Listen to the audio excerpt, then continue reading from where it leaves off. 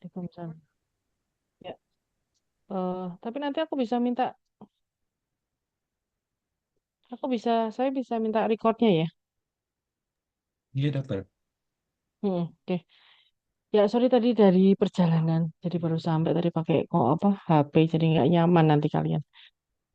Jadi kita bicara penyakit ginjal kronis ya. Secara umum nih fokus pada anemia chronic disease ya. Bisa slide next.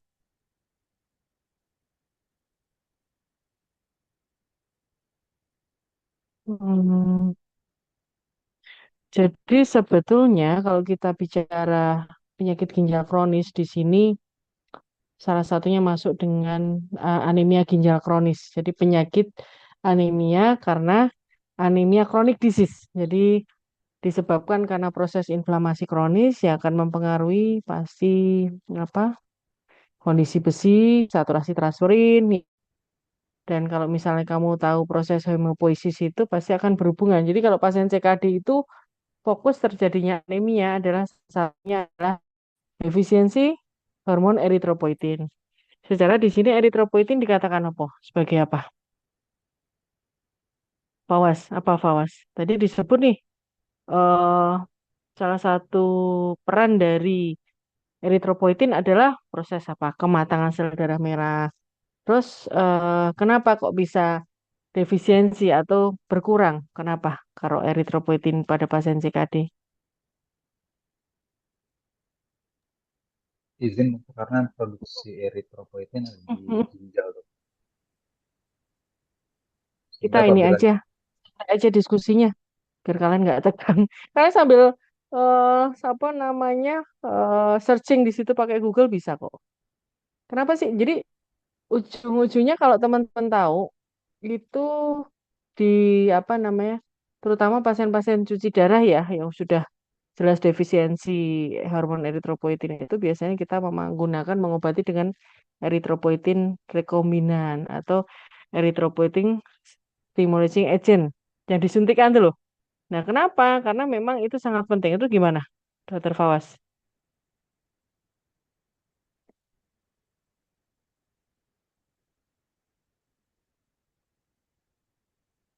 Oke, yang lain bisa ini nggak melengkapi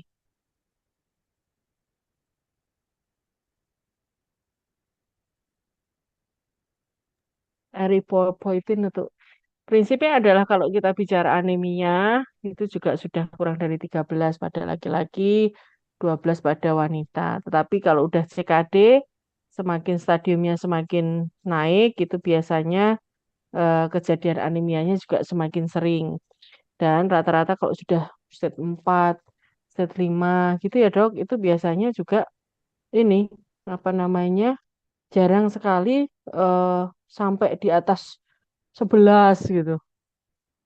Kalau sudah di atas 11 itu biasanya kita berpikir apakah ini suatu akut, kondisi gagal ginjal akut, tetapi bukan suatu gagal ginjal kronik.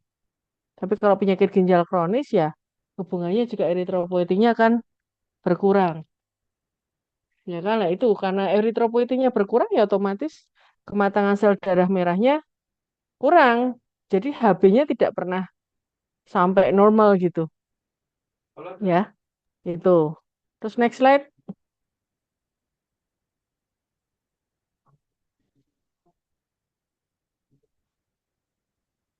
Anemia secara fungsional anemia ya ini secara umum ya bisa karena defisiensi Fe, besi, asam folat, B12 atau proses kronik anemia kronik disease sendiri lah. Bicara besi itu adalah bahan bangunan pembuat darah. Makanya biasanya kalau kita akan melihat dari saturasi transferin. Kalau saturasi transferin itu dihitung dari Si serum Rn per TIBC. Tidak ada defisiensi yang absolut ataupun tidak ada defisiensi ada lebih dari 20%. Jadi kalau kamu ngitung, kamu mau koreksi nih, bukan ngomongin transfusi ya, mau koreksi untuk HB-nya biar naik, ya kan? Mau diberikan seperti eritropoietin, itu biasanya kita akan melihat dulu kandungan zat besinya. Dinilainya dari salah satunya adalah saturasi transferin yang harus lebih dari 20. Nah, Dok, kalau misalnya ternyata saturasi transferinnya kurang dari 20, kita mau berikan erythropoietin stimulating agent, apapun dia tidak akan naik. Kurang banget responnya. Kenapa? Seperti karena darah itu, HB itu atau darah itu buatannya adalah besi. Kamu merangsang kematangan sel darah merah untuk bisa jadi digunakan, siap digunakan, tetapi bahan pembuat darahnya kan tidak ada. Besinya nggak ada ya, tetap aja nggak bisa gitu loh, Dok. Jadi kalau misalnya saturasi transferinnya itu kurang, biasanya kita koreksi dulu, ya. Koreksi dulu apa namanya eh, besinya. Bila diperlukan diberikan serum iron IV, ya. Next, next. Ya ini kriteria secara umum ya, Dok. Next. Nah, kalau ini adalah eh, definisi anemia, prevalensi epidemiologi anemia secara umum. Tapi kita langsung bergerak ke anemia insikadi aja, Dok. Coba langsung di slide.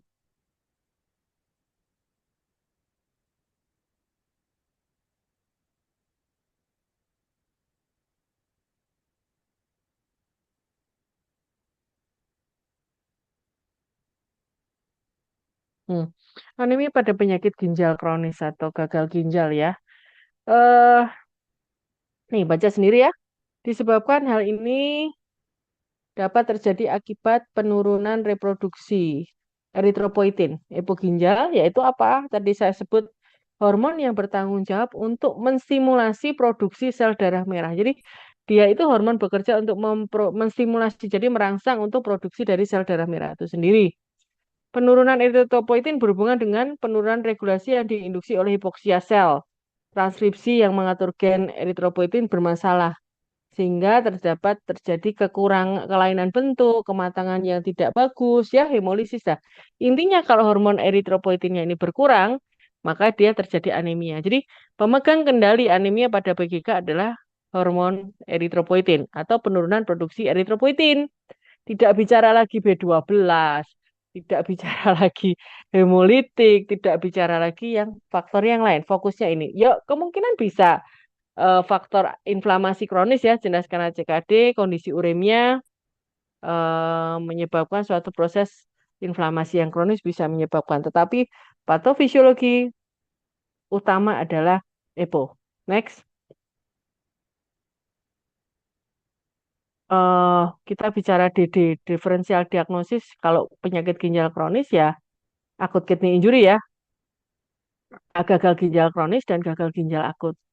Apa yang membedakan kalau gagal ginjal kronis per definisi adalah kerusakan ginjal yang didapatkan biasanya 3 bulan, baik itu fisiologis ataupun secara struktural anatomis, yang sifatnya irreversible, dok. Jadi maksudnya kalau diobati penyebabnya yang menyebabkan terjadi penyakit ginjal kronis itu, fungsi ginjal tidak akan pernah menjadi normal atau dengan kata lain, fungsi kreatinin, ureum, HB itu tidak akan bisa menjadi normal. Tapi kalau kondisi akut kidney injury itu sifatnya reversible. Jadi dia bisa apa namanya diperbaiki etiologinya, penyebabnya dia bisa menjadi normal, gitu ya. Oke. Alport ya, penyakit membran antiglomeruler, GN, glomerulonefritis, nefropatik diabetes, DM nefropati ya, diabetes yang berkelanjutan, biasanya di atas 2 tahun, ya, itu juga bisa progres menuju ke diabetik nefropati, atau singkatannya adalah diabetic kidney disease, ya, itu ditandai dengan selain peningkatan kreatinin, adanya protein dalam urin. Normal, protein itu tidak akan hilang, tidak akan lepas dari kencing, tampak itu enggak, jadi harusnya negatif. Tetapi kalau proteinuri di sini dikatakan biasanya itu lebih dari 30 ya. Secara mikroskopis bisa Anda hitung, di situ bisa diperiksa. Kalau misalnya udah kan diabetik nefropati tidak hanya definisinya kreatininnya berapa gitu kan, tapi ada didapatkan adanya albuminuri ya. Nah, itu maksudnya adanya protein. Kalau misalnya adanya protein, apalagi sudah makroglomerulina atau malah apa ya namanya, sudah di atas 300 atau 600, kita bicara suatu level dari DM nefropati. Multiple myeloma itu biasanya kondisi apa namanya, eh, berimplikasi ke terjadinya akut on kronik kelainan fungsi ginjal juga, tetapi biasanya AKI. Tapi kalau lama-lama ada peningkatan asam urat, di situ bisa menyebabkan CKD. Nefrolitiasis adalah batu ginjal, nefrosklerosis juga pemadatan dari parenkim ginjal, glomerulonefritis, progresif cepat atau biasanya bahasanya dengan RPGN, dan stenosis arterial. Ini adalah hanya beberapa dari diferensial diagnosis dari penyakit ginjal kronis. Banyak lagi yang lain. Nanti dibaca lagi, Dek. Terus,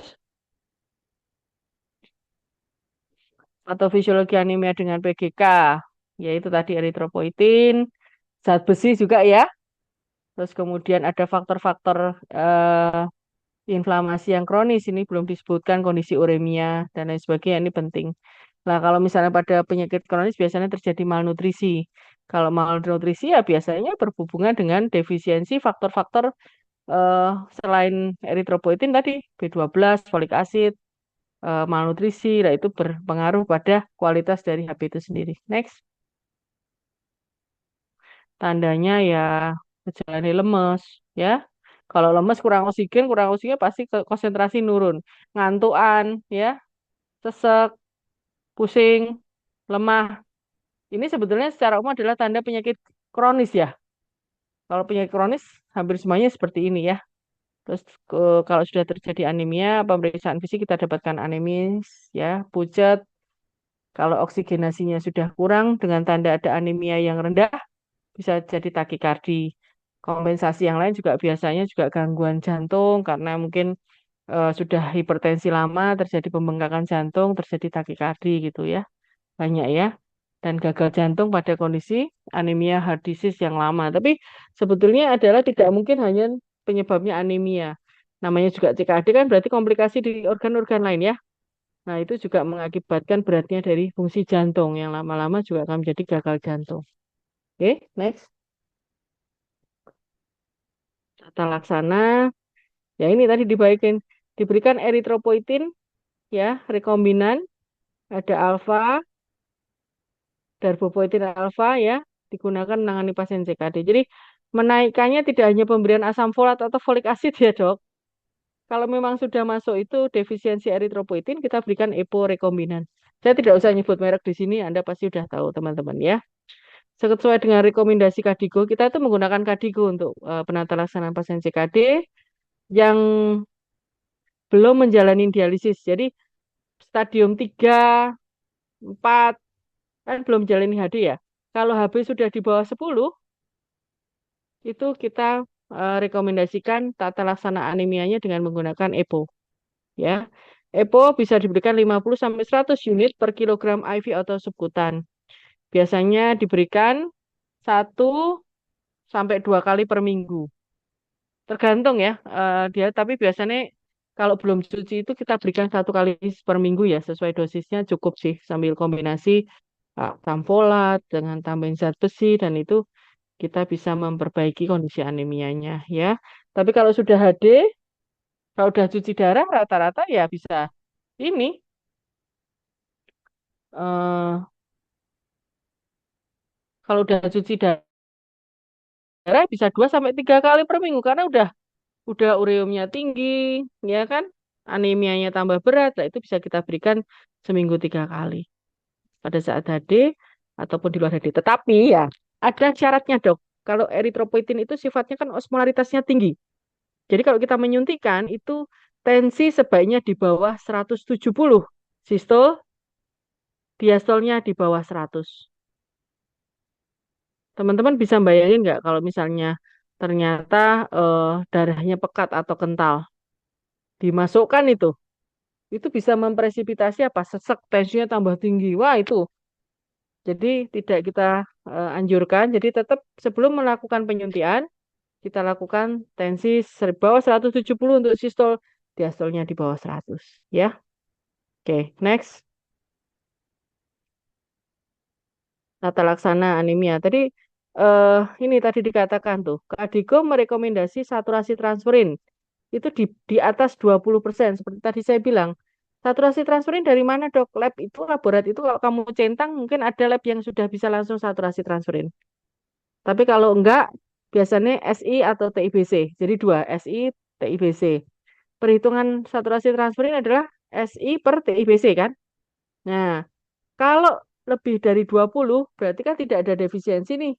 Besi ya, dianggapnya. Anda bisa memasukkan EPO, eritropoietin yang tadi. Ya, kalau misalnya kurang dari 20%, ya berarti dikasih IV dulu dong. Ya, saturasi apa namanya besi IV. Kan bisa ya. Kombinasi dengan oral. Oke, next. Nah, udah daftar pustaka aja nih. Jadi intinya adalah gini, anemia itu hampir terjadi ketika CKD sudah mulai stadium 3 dok. Kalau stadium 3 itu sudah mulai, kenapa kadang kalau kreatinnya udah naik, ya stadium 3 bisa dihitung dari CCT atau FGFR. Tapi kalau misalnya sudah mulai naik kan kita sering kayak, bukan Indonesia Raya sih, tapi asam folat diberikan kan, mulai asam folat ya kan. Terus kadang sudah diberikan asam aminoketo, tapi fungsi asam folat itu sendiri selain memperbaiki kondisi anemia, kenapa? Karena dalam kondisi kreatinin sudah mulai naik atau mulai ada PGK, itu terjadi kenaikan homosistein yang apa namanya? Istilahnya adalah hiperhomosistein. Hiperhomosistein di situ akan menekan apa? Yaitu jadinya anemia lagi. Makanya diberikan asam folat untuk menekan itu. Ya, terus kemudian harus dievaluasi lagi kalau memang tadi sudah di bawah 10 ya bisa simulasi kita berikan EPO khusus. Nah, pertanyaannya adalah apakah pemberian EPO ini hanya bisa diberikan pada pasien CKD? Dia bisa jawab nggak? Ini kan kita bahas EPO pada CKD. Kalau misalnya dia ada CA aja, cancer apa, kan juga anemia kronik disease kan, karena progres cancernya itu sendiri kan. Nah, itu bisa nggak diberikan EPO? Ayo Maulana, ya dong agak nyimpang dikit dong. Nanti Nabila sama Hamida tak tanyain. Ya Maulana, langsung Google. Anemia in malignancy. Cie. Yang pemberian eritropoietin ya, Dok? Mm-mm. Kan itu kita bahas EPO kan, Hmm. anemia kan. Nah, kan tadi bahasnya pada pasien CKD kita bisa berikan EPO. Terus, how about the another chronic disease such as malignancy, misalnya si paru, limfoma, ya kan, si amame. It's possible we give erythropoietin for anemia treatment. Hmm, eh, sini ketemunya yang terkait bayi prematur sih, Dok. Kalau yang pemberian EPO. Ayo, kamu nyari EPI. Nyarinya itu EPO, erythropoietin treatment for malignancy gitu. Form malignancy induced anemia gitu bisa tuh. Ayo Hamidah, Dokter Hamidah, do you have any comment?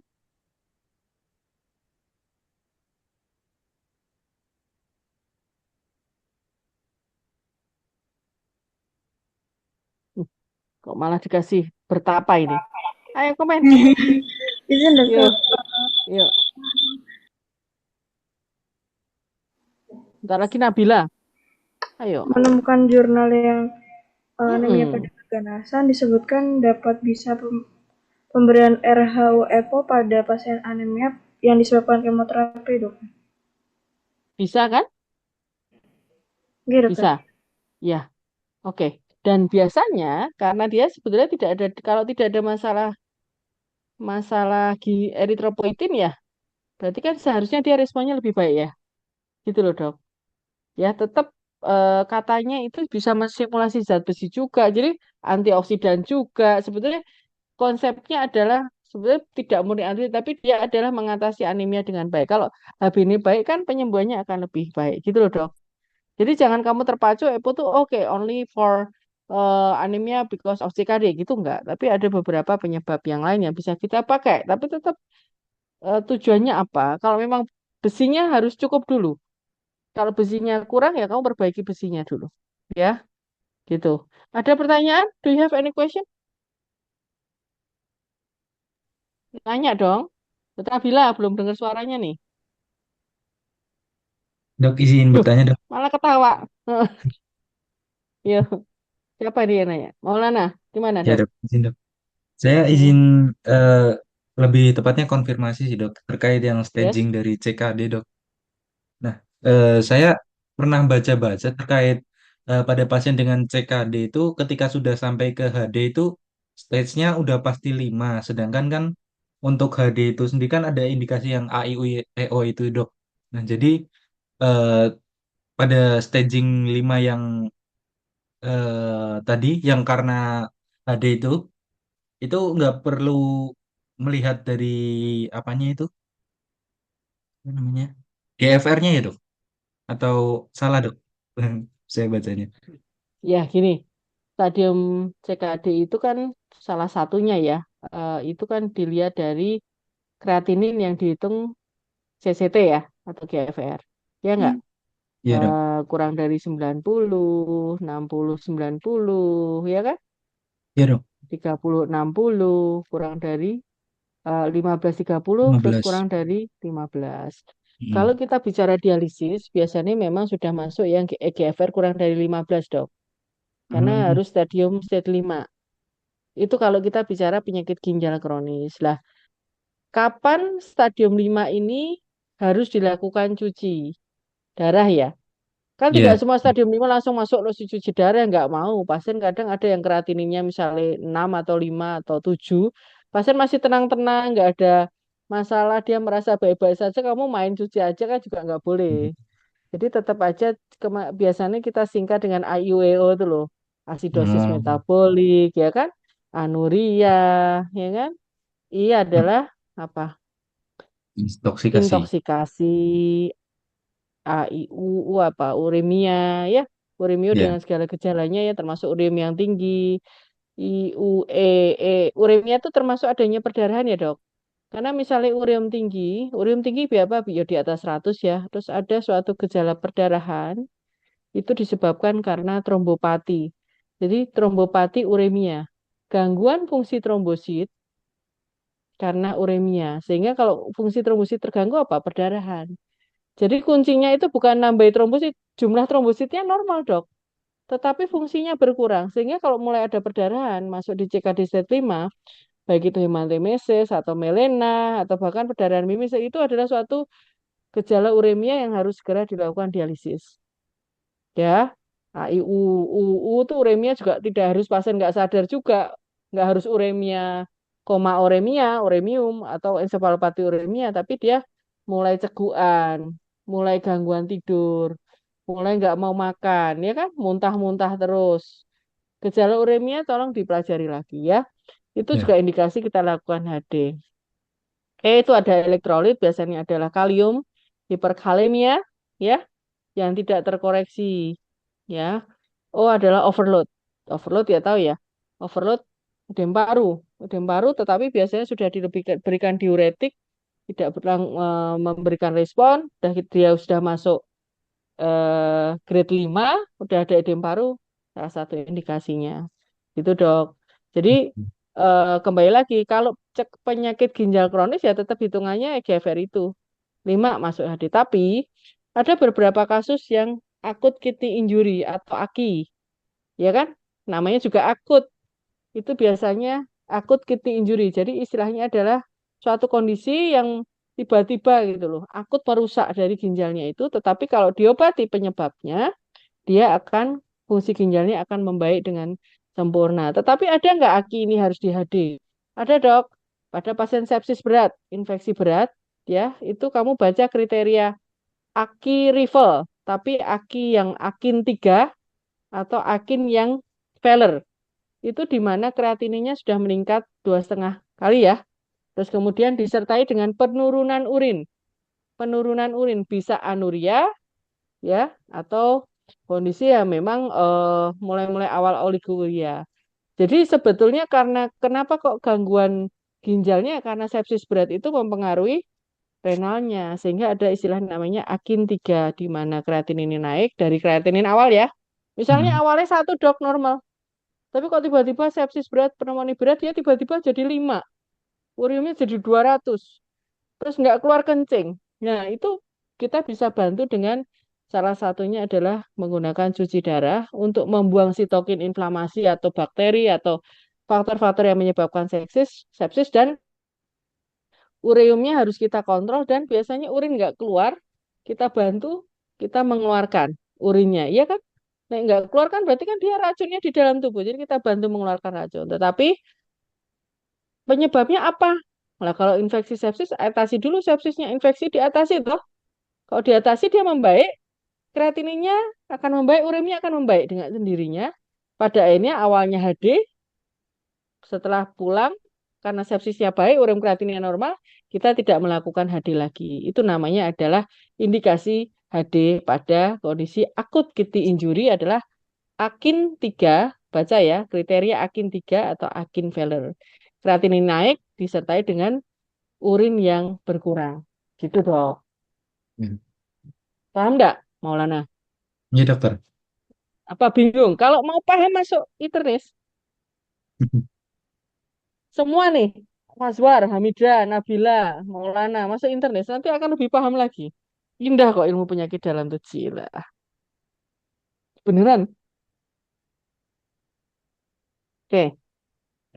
Yang lain, Nabila aku pengen dengar suaranya mantok-mantok doang nih. Anggut-anggut. Bila, nanya dong. Enggak dokter. Izin tanya tapi tentang CKD sama HD-nya bukan tentang anemianya boleh dok? Boleh. Lah tadi Ya. Maulana nanya tentang bukan HD. Bukan Jadi anemia. Apa? nah, Mm-mm. gini dokter kan biasanya kalau anamnesis itu terkadang kan kita mempertanyakan tentang HD-nya udah berapa kali, terus biasanya durasinya berapa kali. Sebenarnya kalau untuk durasi HD itu dia bisa berdasarkan apa nggak dok? Dan kita bisa menilai untuk apa dari hasil anamnesis kita. Terus untuk kemarin tuh kan saat saya di ruang HD itu kan ada yang menggigil ya dok pas HD. Mm. Nah itu tuh sebenarnya dia kenapa? Terus apa yang harus dilakukan? Dan juga apa itu bisa jadi indikasi untuk dihentikan HD pada saat itu, gitu dok. Terima kasih. Ya, ini sudah mengarah ke sub tuh pertanyaanmu sebetulnya. Nanti nek bisa pengen penasaran gimana sih HD pasiennya gimana, masuk penyakit dalam, balik lagi. Nanti masuk konsultan lagi, sub spesialis lagi. Enggak. Ya ini beneran, tapi kalau memang ingin tahu lebih dalam, ya pelajarin lebih dalam, jangan lelah untuk belajar. Ya. Oke. Kapan kita melakukan frekuensi gimana untuk menentukan gini, Dok? Kalau memang pasien itu sudah murni harus indikasi CKD stage 5 ya, yang memang harus HD kronik, itu dikatakan oleh Kadigo standar waktunya itu sebetulnya 10 sampai 12 jam per minggu. Itu dikatakan adekuat. Jadi HD-nya itu baik. Itu hanya dari sisi waktu ya, Dok. Jadi kalau 10 sampai 12 jam Anda meng-HD berapa kali idealnya. Kalau di negara maju di luar negeri itu ya center-center yang sudah berkembang dan sudah pokoknya penanganannya kesehatan, nah ini juga menjadi PR kita ya, itu sebetulnya bisa HD seminggu 3 kali, 4 jam, 4 jam, 4 jam ya kan, semakin lama kan semakin bagus. Tapi kan kita karena kebutuhannya banyak ya dan mesin HD juga terbatas, center kesehatan juga masih terbatas, SDM terbatas, kita melakukan biasanya 2 kali 5 jam. Makanya seminggu 2 kali kan dok, itu. Jadi frekuensi itu sebetulnya 2 kali minimal. Kalau yang ada yang 1 kali dok, itu harus dievaluasi apakah ini pada kasus aki yang baru recovery, ya kan? Atau yang kedua memang nggak ada tempat dok, kan penuh. Jadi kalau nggak ada tempat, jadi yang harusnya dilakukan seminggu 2 kali, dia hanya dapat seminggu sekali. Pada akhirnya pasien akan masuk lagi dengan edem paru, sesek lagi, bengkak, asites, overload tadi. Aku lihat ada overload ya, edem paru, efusi, asites, edem tungkai, kayak gitu. Ya enggak? Nah, itu biasanya memang harus dilakukan HD yang lebih adekuat. Lebih adekuat itu ya ada lama yang lebih 5 jam, yang pas setengah sampai 5 jam.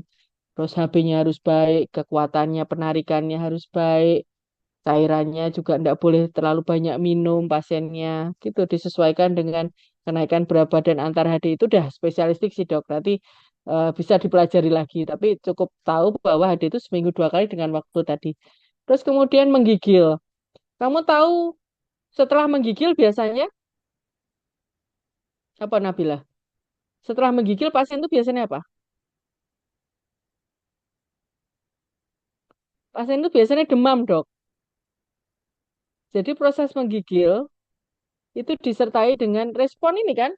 Demam itu kan adaptasi toh sebetulnya. Tapi respon awal terhadap mungkin apa antigen dari antibodi kita ya menggigil. Lah menggigil apa? Demam. Setelah itu biasanya demam apa? Ada infeksi atau enggak? Terus ada zat antigen asing yang masuk tubuh atau kan banyak faktor. Tapi kalau menggigil terus bisa karena dia ada infeksi. Mungkin dari HD kateternya. Apa HD kat yang terpasang tuh loh. Sudah lama karena memang waktunya kan maksimal 2 bulan. Sebaiknya langsung diganti oleh akses di tangan atau avisan gitu, Dok. Kalau menggigil harus dievaluasi lah. Apa yang dilakukan? Kalau menggigil itu biasanya tensi akan naik.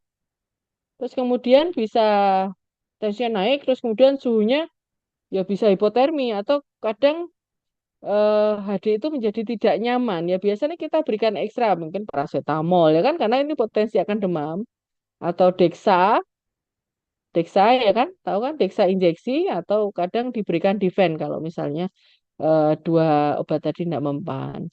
Sambil dicari kan simptomatis tuh yang kita berikan tapi tadi kan kita si apa paracetamol, Dexa, Diven itu simptomatis toh, tapi penyebabnya harus dievaluasi. Apakah HDCat-nya yang infeksi sudah terlalu lama atau ada infeksi paru atau yang berikutnya apa? Menggigil tuh biasanya kadang terjadi pada pasien hipoglikemi.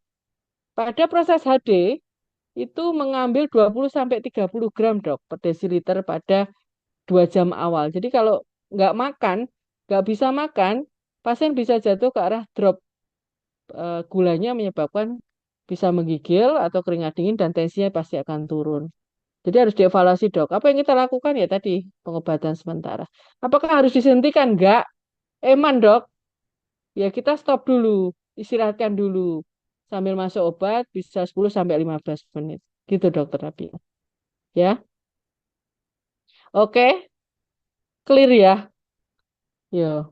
Hamidah, kamu kok kelihatannya rambutnya setengah mata ke di atas terus begini. Mm-mm. Mau nanya nggak Hamidah? Ya wis. Kalian tuh kalau misalnya ditaruh nanya tuh yang aktif. Nggak apa-apa, dosen itu nggak akan gigit.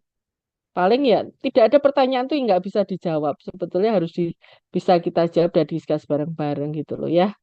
Tapi memang kita itu belum terbiasa anu ya aktif gitu. Takut-takut ya. Dosennya nggak kenal nih gimana gimana gitu. Ya, ya prinsipnya adalah penyakit ginjal kronis dan komplikasi penyakit yang lain selain anemia juga banyak ya dok. Jadi nanti dipelajarin lagi, dibaca lagi apa yang menjadi update, ya kan? Pemberian EPO itu ada yang sudah anu bisa sampai 10.000. Itu sebulan sekali. Itu ada tuh. Nggak cuman 3.000, 2.000 unit ya, 5.000. Ada yang 10.000. Bisa 2 hari atau 2 hari, 2 minggu sekali atau sebulan sekali. Tapi memang pricey ya, harganya lebih mahal. Gitu ya. Oke, kita cukupkan sekian dulu. Oke, bisa foto bersama dulu, foto bersama. Siapa yang foto nih? Pawas?